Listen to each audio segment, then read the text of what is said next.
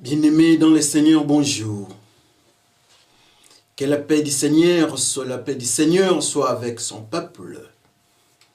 Bénissons l'Éternel notre Dieu qui nous fait grâce aujourd'hui, car il nous a aimés par la mort de la croix. N'est-ce pas, c'est merveilleux? Nous glorifions son nom parce qu'il est le seul à nous conduire dans tout ce que nous devons faire à cet instant. Selon qu'il est écrit, le Saint-Esprit viendra nous enseigner toutes choses. Pour cette raison, nous faisons appel au Saint-Esprit. Prions le Seigneur. Dieu de gloire, Dieu de puissance, Dieu d'autorité, nous glorifions ton nom.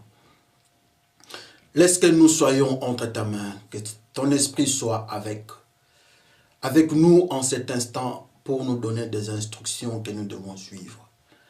Nous te remercions pour le sang de la croix, de la mort de notre Seigneur Jésus-Christ. Que seule ta puissance nous conduise en cet instant et tout au long de notre vie. Nous te laissons les frères et sœurs qui vont et qui sont en train de nous écouter.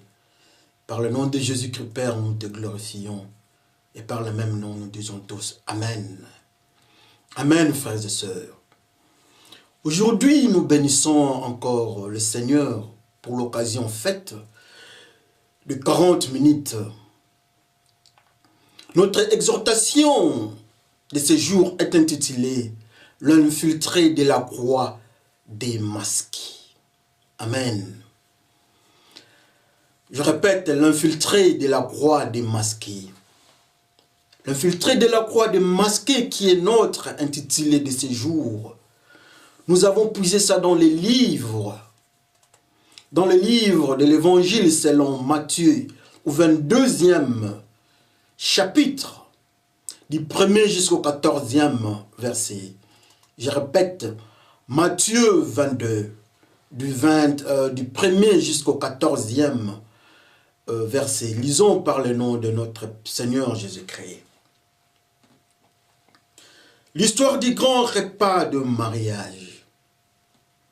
Jésus se met encore à parler aux foules en utilisant des comparaisons. Il leur dit, le royaume des cieux ressemble à ceci. Un roi prépare un grand repas pour le mariage de son fils. Il envoie ses serviteurs appeler les invités au repas, mais les invités ne veulent pas venir. Il envoie encore d'autres serviteurs pour dire aux invités, maintenant le repas est prêt. J'ai fait tuer mes bœufs et mes bêtes bien grasses. Tout est prêt, venez au repas de mariage. Mais les invités n'y font pas attention. Et ils s'en vont, l'un à son champ, l'autre à son commerce. Les autres prennent les serviteurs et ils leur font du mal et ils les tuent. Le roi se met en colère. Il envoie ses soldats tuer les assassins et brûler leur ville. Ensuite, il dit à ses serviteurs, le repas de mariage est prêt, mais les invités n'étaient pas dignes à les manger. Allez donc au croisement des chemins et invite au repas tous les gens que vous rencontrerez. Les serviteurs partent sur le chemin. Ils rassemblent tous les gens qu'ils trouvent, les mauvais et les bons. Ainsi la salle de fête est pleine de monde. Le roi entre pour regarder les invités. Il voit un homme qui n'a pas de vêtements de la fête. Il lui dit, mon ami, comment tu es entré ici sans le vêtement de la fête? L'homme ne répond rien. Alors le roi dit au serviteur, attachez-lui les mains et les pieds et jetez-les dehors dans la nuit, dans le noir. Là, il pleurera et il grincera ses dents. Et Jésus ajoute, oui, Dieu appelle un grand nombre de gens, mais il n'y en a pas beaucoup qui sont choisis. Amen. Dieu appelle beaucoup, mais il y a peu de choisis. C'est intéressant. Jésus parle encore au peuple, aux foules, en parabole, en comparaison. L'histoire est présentée. Jésus-Christ parle. Il parle du royaume des cieux. Il parle de chez son Père. Il lui donne une illustration. Un roi qui était dans le monde, dont l'enfant devait se marier. Alors il a invité les gens. Mais on nous présente un phénomène de 3 groupes. Le premier groupe, ce sont ceux qui avaient les champs, donc des cultivateurs. Le deuxième groupe, ceux qui faisaient les commerces, donc les commerçants, ceux qui manipulent de l'argent. Le troisième groupe, ce sont ceux qui étaient capables, qui avaient la caractéristique et qui ont tué les serviteurs, donc des tueurs. Pourquoi? Il y a eu les cultivateurs, il y a eu des commerçants et il y a eu des tueurs. Ils ne sont pas venus, ils ont fait ce qu'ils ont fait. Et comme le repas était là, et voilà Dieu dans sa grâce, il cherche encore d'autres personnes. Mais il n'a pas dit d'aller chercher des personnes dans une autre ville, ce qui nous intéresse encore. Mais il nous dit, allez au croisement des chemins. Qu'est-ce qu'un croisement des chemins? Nous le saurons. Au croisement. Il y a un chemin, il y a un deuxième chemin. Au croisement, au milieu là-bas. Donc, à la croix.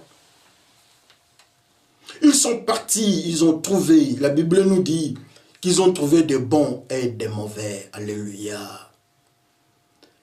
Quand le roi est venu dans la salle de fête, il a fait un constat. Il a pointé une personne, son regard circule la salle, mais il constate que dans la salle, il y a une personne qui entre dans la salle, mais qui ne devait pas y être. La tenue qu'il avait n'était pas digne de fête. La Bible nous dit encore, nous donne avec plus de précision, que l'homme est attaché. On attache ses mains et ses pieds et il se retrouve dehors. Nous gardons encore cette précision. Les mains attachées, les pieds attachés, il se retrouve dehors dans le noir. Et en conclusion, le Seigneur dit, Dieu appelle beaucoup pour son royaume, mais peu sont choisis. Alléluia. Ça, c'est ce que la Bible nous présente. C'est la comparaison. Le Seigneur nous parle en parabole, notre ami Jésus-Christ. Jésus-Christ est le maître et la grandeur de nos capacités, qui connaît notre intelligence, qui connaît nos cœurs, notre environnement, nos environnements, il nous parle. Ce roi appelle les individus. Le roi appelle des humains. Dans les 3 catégories présentées, il y avait les commerçants, il y avait des cultivateurs et il y avait un groupe de tueurs qui devaient aller vivre la gloire du roi dans la fête. Mais la Bible nous dit qu'ils ne sont pas dignes. Ils ont désisté. Ils sont partis à leurs intérêts. Ils n'ont pas voulu l'invitation de Dieu. Qu'est-ce qu'un cultivateur? Qu'est-ce que quelqu'un qui manipule l'argent ou un commerçant? Et qu'est-ce qu'un tueur? Nous allons décortiquer ce que Dieu nous présente dans le monde prophétique. Alors nous allons comprendre de quoi est-ce qu'il s'agit réellement dans tout ce que le Seigneur nous enseigne. Alléluia. Dieu notre Père nous présente cette histoire. Le Seigneur nous présente cette histoire de l'invitation du premier groupe. Le groupe de ceux qui cultivent. Un cultivateur, c'est qui? Un cultivateur est celui qui part, qui trouve, qui a comme travail la manipulation de la terre. Il plante, il manipule les sols. Mais Dieu est parti, le Seigneur a invité ses messagers à ces gens-là, les cultivateurs. Mais les cultivateurs ne font pas attention à l'appel du Seigneur. Qu'est-ce qu'un cultivateur dans le monde spirituel? Un cultivateur, c'est celui qui est dans le mystère des Caïens. Il s'appelle cultivateur. Un cultivateur, c'est celui qui est parti toucher à la malédiction que Dieu a brandie à Adam. Je maudis la terre. Un cultivateur, c'est celui qui suit les chemins de Noé en cultivant la vigne. Il se retrouve nu. Un cultivateur, c'est ceux qui sont partis chercher ou manipuler la terre. Mais ceux des Récabites, leurs ancêtres leur disent, 2 points, ne cultivez pas, habitez sous la tente. Qu'est-ce qu'un cultivateur? Un cultivateur, dans cet aspect, est tout celui qui manipule la malédiction. Pourquoi la malédiction? Quand Dieu avait créé le monde, il a dit à Adam, le père de Caïn, le mari d'Ève, je maudis le sol, je maudis la terre à cause de toi. Dans le mystère spirituel, le sol est synonyme de la malédiction. Quand on est mort, on entre dans la terre. Mais Jésus-Christ nous dit que lui, il nous donne la vie éternelle. C'est que ceux qui sont en Jésus-Christ n'entrent pas dans la terre. Parce que la terre est une malédiction dans le mystère prophétique. Mais voilà, ces hommes, Dieu les invite. Ils refusent l'invitation du Seigneur. Et leur nom, bien, il s'appelle cultivateurs, comme Caïn. Les cultivateurs sont venus au-devant de Dieu. Ils présentent leur sacrifice. Ils présentent ce qu'ils devaient donner à Dieu. Les cultivateurs appellent Dieu pour voir de quelle manière ils vivent. Mais Dieu refuse leur manière de vivre. Les cultivateurs acceptent de manipuler la malédiction. Oh, Dieu a maudit la terre. Je maudis la terre à cause de toi, Adam. Mais voilà, les cultivateurs partent là-bas. Les cultivateurs ont comme activité la manipulation de la terre. Combien aujourd'hui manipuler la malédiction? Corée a manipulé la malédiction. Akan a manipulé la malédiction. Les enfants d'Israël ont manipulé la malédiction en faisant l'idolâtrie avec le veau d'or. Les enfants d'Israël ont manipulé la malédiction en critiquant leur leader. Et ils étaient mordus par les serpents. Ils sont cultivateurs. Celui qui avait cultivé la vigne, il s'est retrouvé ivre et nu. Nous devons nous enivrer du Saint-Esprit. Mais le premier cultivateur, qui est Noé, s'est retrouvé nu. Il s'est enivré de vignes, des fruits, de son travail de la terre. Il prend le vin, il s'enivre et il maudit son propre fils. Alléluia. À cause du choix qu'il avait fait de cultiver la terre. Il cultive la terre.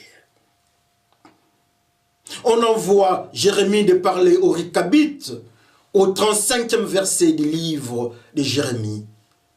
Mais et voilà, les Récabites refusent. Les Récabites disent à Jérémie, et écoute, nos ancêtres nous avaient dit. Les ancêtres nous disent de ne pas toucher à la terre, mais rester sous la tente. Quel type de terre ils devaient manger comment? Ils devaient vivre comment? Est-ce que c'est un peuple paresseux? Rester comme ça, rester sous la tente. J'ai peur de prendre cette conclusion. C'est une dimension spirituelle.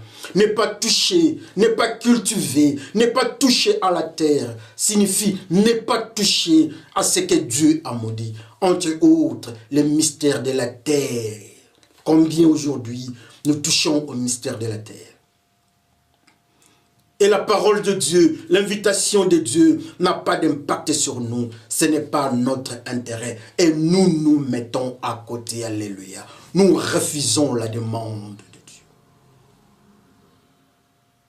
Dieu nous appelle, mais nous refusons. Combien aujourd'hui nous refusons l'appel de Dieu? Ils ont présenté leur comportement. Ils ont présenté leur choix.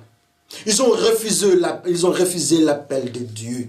Oh, le monde que nous sommes en train de vivre, nous refusons l'appel de Dieu. Ça, ce sont des cultivateurs. Comme conséquence, nous allons voir ça la suite.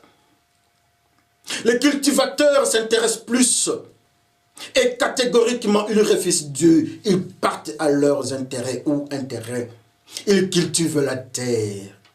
Mais Dieu nous dit que la terre ne touche pas. C'est maudit.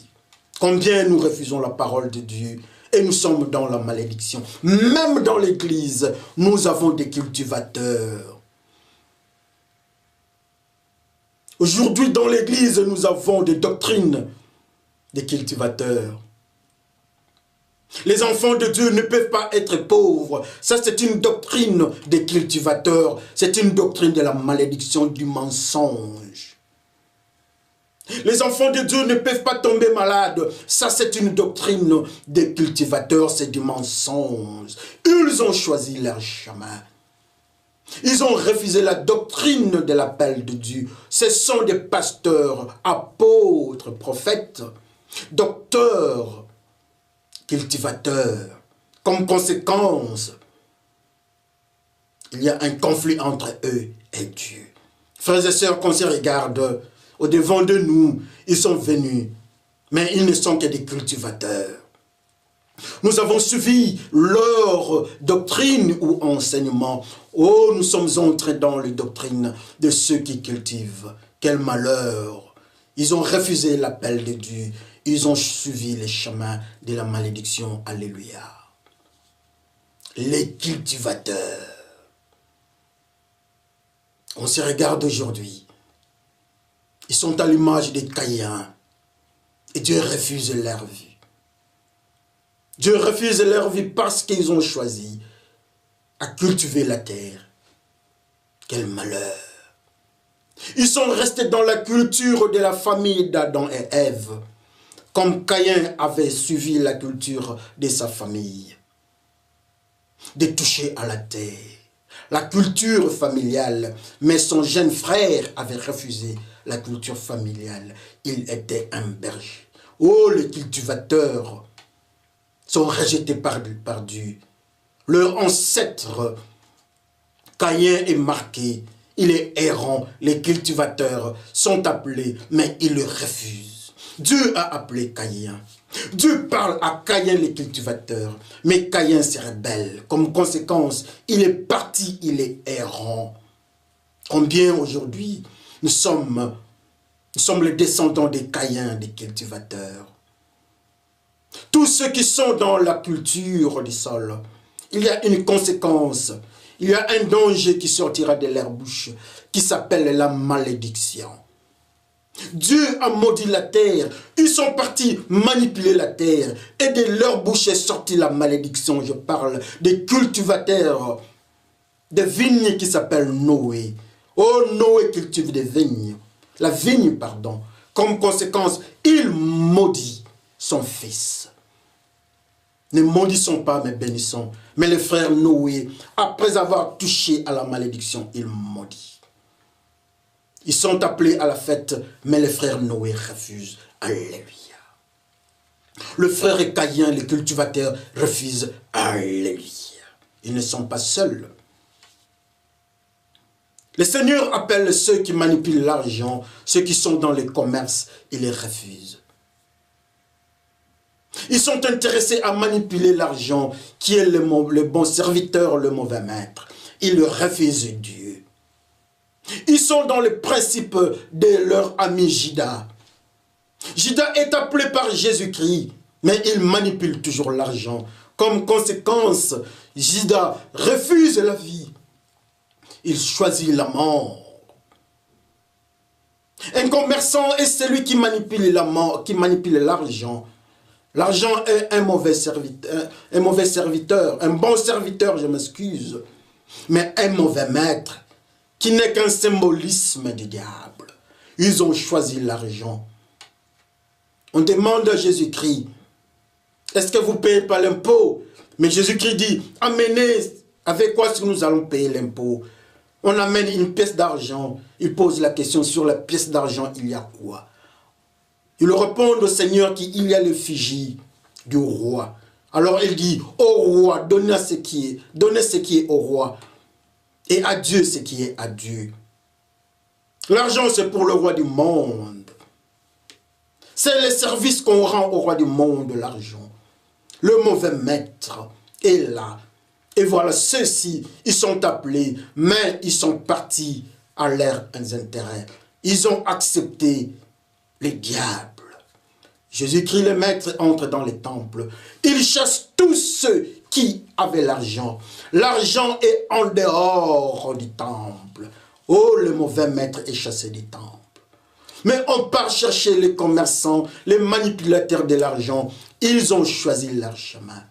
Dieu les appelle, mais ils refusent. Beaucoup d'appelés, mais peu d'élus. Oh, les commerçants refusent Dieu. Alors toi, tu es commerçant, oui ou non? Si tu refuses de suivre la parole de Dieu, tu es dans la catégorie des commerçants et des cultivateurs. C'est à toi de regarder. Les mauvais maîtres nous amènent dans ses intérêts.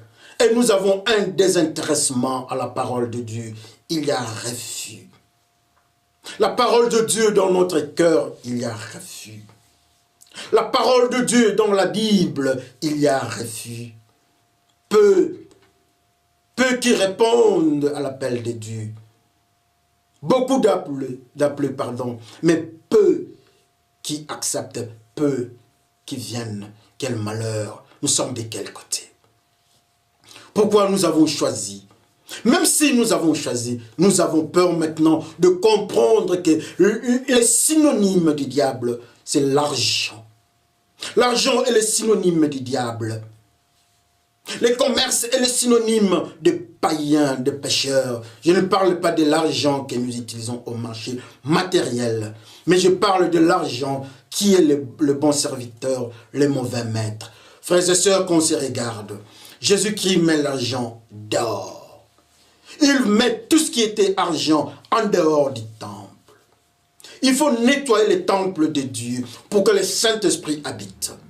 Mais avant, c'était l'argent qui était dans les temples. Et Jésus-Christ vide les temples de ce qui était comme saleté.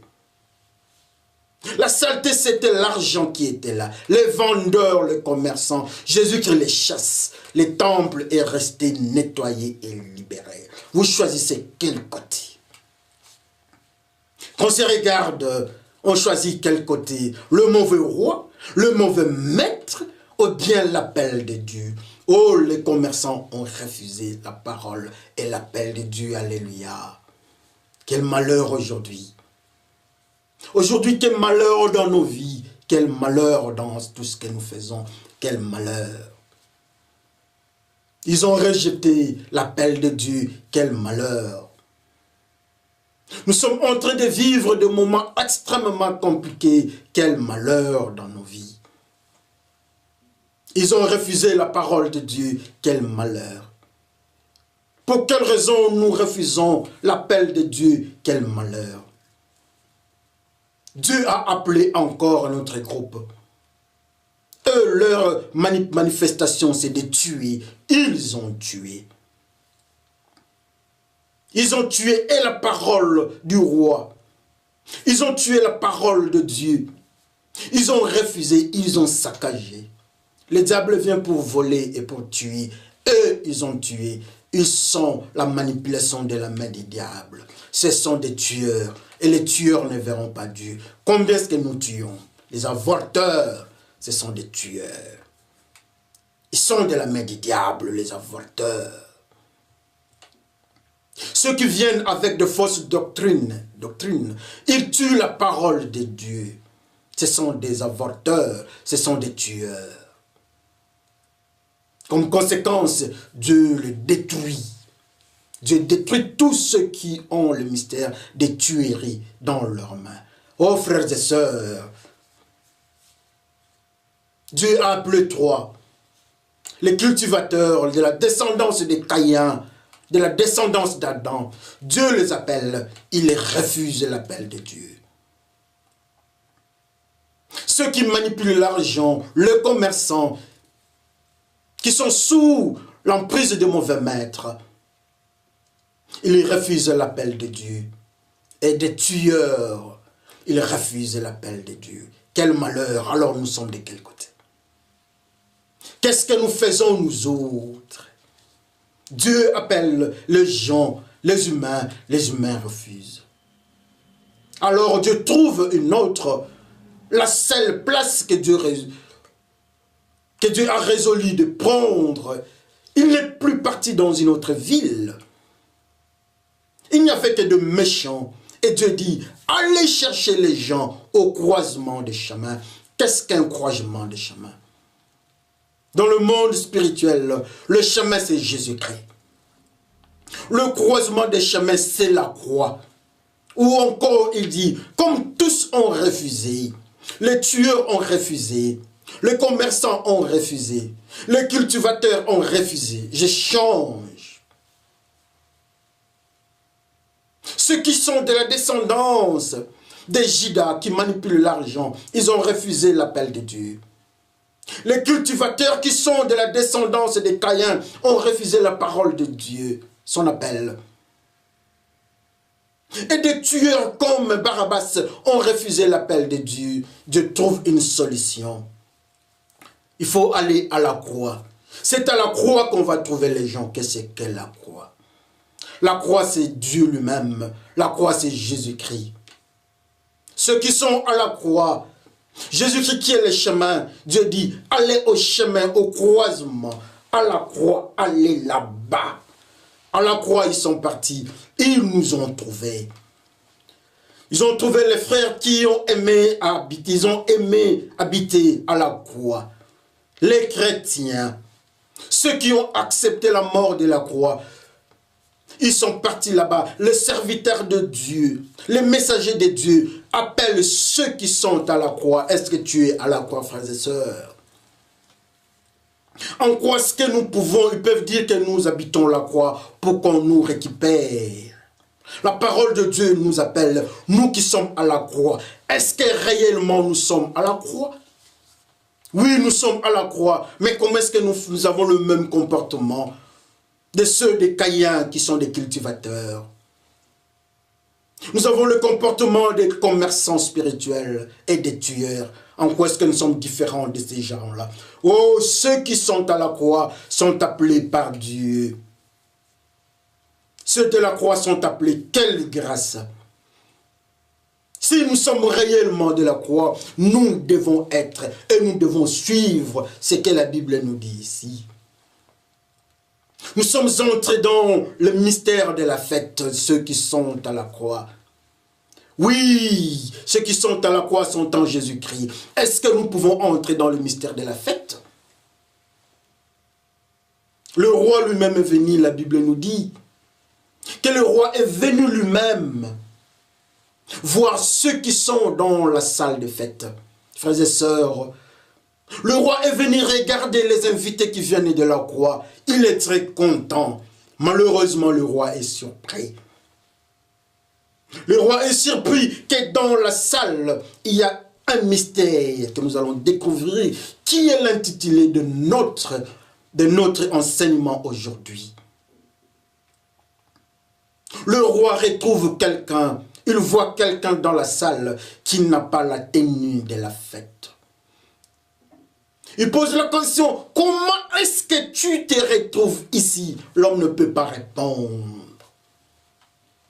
Comment est-ce que tu es dans le mystère de la croix? L'homme ne peut pas répondre. Cet homme est caractérisé par l'absence de la tenue de la fête. Qu'est-ce qu'est la tenue de la fête? L'enfant prodige rentre à la maison, on enlève l'habit qu'il avait, on lui donne la tenue de la fête. Qu'est-ce qu'est la tenue de la fête? Joshua qui est en train d'être tiré par les diables au devant de Dieu avec une sale robe. Mais Dieu dit de changer cette robe-là. Qu'est-ce qu'est la tenue de la fête? Dans le livre d'Apocalypse, on nous dit que le sang de l'agneau blanchit nos robes. Nos robes sont blanchies par le sang de l'agneau. C'est ça la robe de la fête. Mais il y a une personne dans la salle, une personne qui n'est pas habillée. Cette personne-là, son nom, c'est le fils de la perdition, qui se retrouve à côté de Jésus-Christ. Qui est à la croix, son nom, c'est Judas, l'infiltré. L'infiltré de la croix démasqué, on découvrait Judas. Et Judas est mis dehors. Judas qui était dans le mystère de la croix, Judas est mis dehors. Oh, Judas est mis dehors. Réellement, si nous ne sommes pas Judas, nous devons rester. Dieu doit nous choisir dans la fête. Nous devons rester dans la salle de fête avec la tenue appropriée qui est la robe lavée par le sang de l'agneau. Oh, la robe lavée par le sang de l'agneau. C'est le signe de ceux qui sont choisis par Dieu. Alléluia. La robe lavée par le sang de l'agneau. Et pour ceux qui sont à la croix. La robe de la pureté, ceux qui sont purs. Dieu dit à qu'on mette Myriam en dehors du camp des enfants d'Israël parce qu'elle a la lèpre. Myriam n'est pas pure. Sa robe n'est pas la robe acceptée dans la salle de fête. Oh, combien aujourd'hui nous avons de Myriam. Combien on nous parle de lépreux, oh, de lépreux sont mis à l'écart. Combien aujourd'hui nous sommes lépreux, mais parmi les enfants de Dieu, oh, la robe de la fête, sauf un qui n'a pas la robe de la fête. Son nom, j'ai peur que ce soit moi ou ce soit toi. Mais Dieu nous donne une illustration de Judas qui est à la croix. Mais c'est un infiltré, il ne verra pas le royaume de Dieu. Alors toi et moi, avons-nous cette tenue de la fête? Allez chercher ceux qui sont à la croix, ceux qui sont en Jésus-Christ. Mais nous partons les disciples de Jésus-Christ. Dieu découvre un infiltré. Et cet infiltré-là, j'ai peur que ce soit toi ou bien que ce soit moi. À cause du comportement. Le fils de la perdition a infiltré, mais on les démasque. Le comportement de Judas, c'est la trahison. Combien de fois nous disons que nous sommes à côté de Jésus-Christ, nous sommes des traîtres. Combien de fois nous sommes en Jésus-Christ, mais nous avons deux identités. L'identité des disciples et les identités de ceux qui ont l'argent à la main. Judas, c'est un commerçant. Il entre dans la salle de fête. Dieu les met dehors. Quel malheur. La Bible nous dit qu'on attache Judas à la main et aux pieds. Pourquoi la main et aux pieds? À la main, nous devons avoir l'épée de la parole. Mais Judas n'a pas l'épée de la parole. Judas a l'épée de la trahison. Ceux qui sont avec Dieu, ils ont l'épée de la mort. Ceux qui sont avec Dieu, ils ont l'épée de la vie, je m'excuse, mais ceux qui sont avec les diables ont l'épée de la mort. Et Judas a l'épée de la mort, il est mis à côté. Judas annonce l'évangile du péché, l'évangile de la trahison, l'évangile du diable. On a lié ses pieds. Oh, les pieds de Judas et ses mains sont liés. Les magiciens sont liés. Avec la puissance de l'ennemi, de la mort, ils sont liés. Ceux qui annoncent l'évangile du mensonge, ils sont liés, ils sont mis à côté. Frères et sœurs, ils n'ont pas de tenue de la fête. Oh, de fausses doctrines. Ce sont des pieds qui n'annoncent pas l'évangile de paix et de justice. Ces pieds-là sont liés. Ceux qui viennent avec l'hypnose, qui font tomber les enfants de Dieu à l'église. Nous n'avons pas peur parce qu'ils Ils ont l'épée qui amène la mort, pas l'épée qui amène la vie. Ils sont mis à côté et leurs mains sont liées. Ce sont les enfants ou bien les amis des fils de la perdition, Judas. Aujourd'hui, nous voyons ces gens-là dans des églises. Ils se disent amis de Jésus-Christ. Mais Jésus-Christ dit, il leur répond et dit, le jour-là, ils viendront. Moi, je vais les chasser. Ils vont me dire que nous étions avec toi. Tu avais prêché, nous étions tes serviteurs. Jésus-Christ leur dira, oui, vous avez raison. Mais vous étiez des serviteurs uniques. Oui, vous étiez avec moi à la croix. Mais vous n'aviez pas de tenue digne de la fête. Vous devez quitter la salle de la fête. Quel malheur! Qui sont ces gens-là? Ce sont les gens qui ont accepté de mauvaises doctrines, de fausses doctrines. Ce sont ces gens-là qui ont accepté les enseignements de la trahison, les commerçants spirituels, les cultivateurs spirituels et des tueurs. Ils ne peuvent pas entrer dans la salle de fête. Même si nous sommes à côté de Jésus-Christ, mais si nous n'avons pas la tenue de la pureté, Dieu qui est notre roi, le propriétaire de la fête, nous met à côté. Oh, le propriétaire de la fête nous met à côté. À cause de la tenue que nous avons, qui n'est pas digne de pureté. Le roi de la fête qui est Dieu est 3 fois saint. Et sans la tenue de la fête, sans la sanctification, nul ne verra l'Éternel. Et voilà, cet homme est mis à côté. Comment est-ce que nous nous comportons au devant de Dieu, frères et sœurs? Aujourd'hui, on nous appelle pasteur. Aujourd'hui, nous disons que nous sommes serviteurs de Dieu.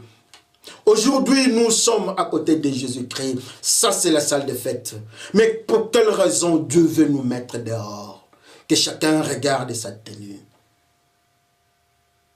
Que chacun regarde sa tenue. Pourquoi Élisée donne la tenue? Élie donne la tenue à Élisée. Pourquoi nous sommes en train de nous comporter différemment de ce que Dieu nous dit?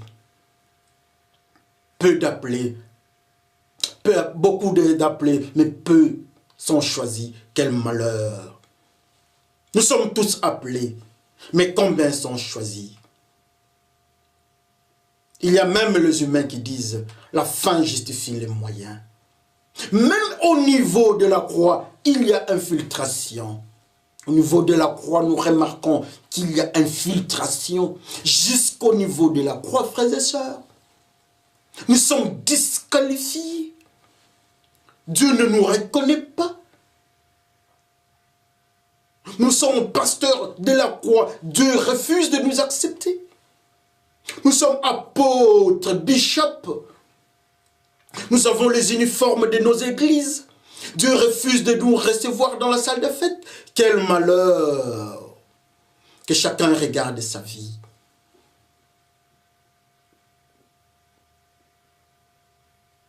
Que chacun regarde la manière dont il est habillé. Dieu dit aux enfants d'Israël, regarde la tenue que vous allez mettre pour quitter l'Égypte, la tenue. Et toi aussi, regarde la tenue que tu as pour entrer dans la salle de fête. La tenue. À cause de la tenue, Dieu, le Dieu du ciel, à cause de la tenue, chasse, met quelqu'un hors la salle de fête.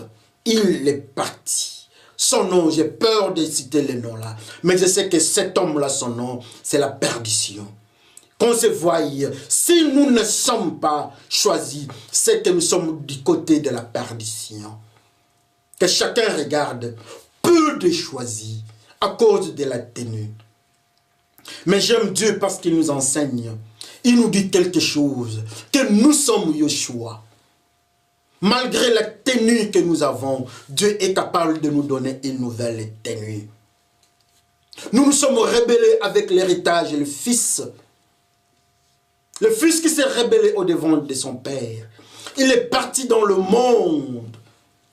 Mais il est revenu avec une tenue sale. Mais le Père, acceptant son Fils, il lui a donné une nouvelle tenue. Cette tenue-là, Dieu est prêt. Il veut nous donner une nouvelle tenue pour que nous soyons dans la salle de fête.